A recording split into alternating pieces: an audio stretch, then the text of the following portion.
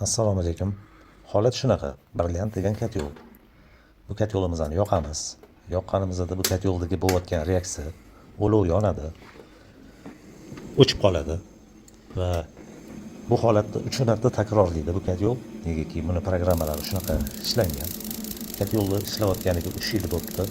3 yil ichida hali hech qanaqa master yoki nimadir bu holat katyol ochilmagan. To'g'rirog'i. Endi hamma narsa ishlagan sari eskiradi.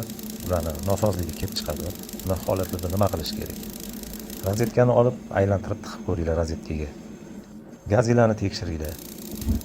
Mana shunaqa holatda chiqmasa, mana o'shanda master chaqirsanglar bo'ladi. Mana hozir katyolimiz ошибкаga kiradi. Mana kirdi. Agar videomiz to'lig'i Telegram kanalda kirib ko'rishingiz mumkin. Katyolimizni ochib oldik. Holat mana shunaqa mana. 3 yil ishlagandan keyin mana shunaqa holatga keladi. Buni tozalab qarab turish kerak. Profilaktik ishlarini qilish kerak mana. Polni tozaladim hozir. Endi hozir mana shu katyolni ham tozalab olib sizlarga ko'rsataman. Yana holatlarini qanaqa qilish kerak.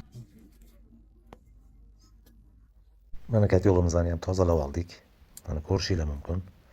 Polni garelkalarni yechdim. Polni sterjerlarni shkurkaladim. Teplobmennikni yechib ichlarini va oralarini tozaladim.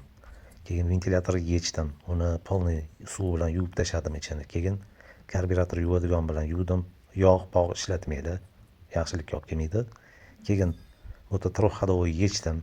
Tagidan rezinkalari, salniylarini alishtirdim va ref komplekt yangi qo'yib yubordim. Bu issiq suvdan отоплениyaga переключать qilib beradigan mexanizm. Keyin teplobmenniklar, polni teplobmenniklarni polni yechib, ichini yuvdim, tozaladim. Polni nima qilinish kerak bo'lsa qildim.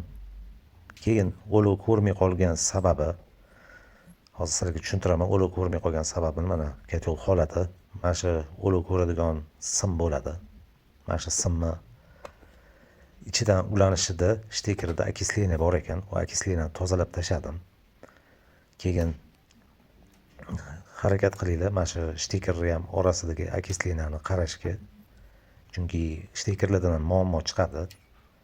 O'shalarni ham tekshirishinglarni maslahat berardim. Hozir katyolimizni yoqamiz. Holat mana shunaqa katyol mana ko'rishingiz mumkin. Mana katyolimizni yoqamiz. Mana tuzalgan holatda katyol bir urinishda olovi yonish kerak. Chunki u yana o'chib qolib qayta yonish kerak emas. Maslahat berardim.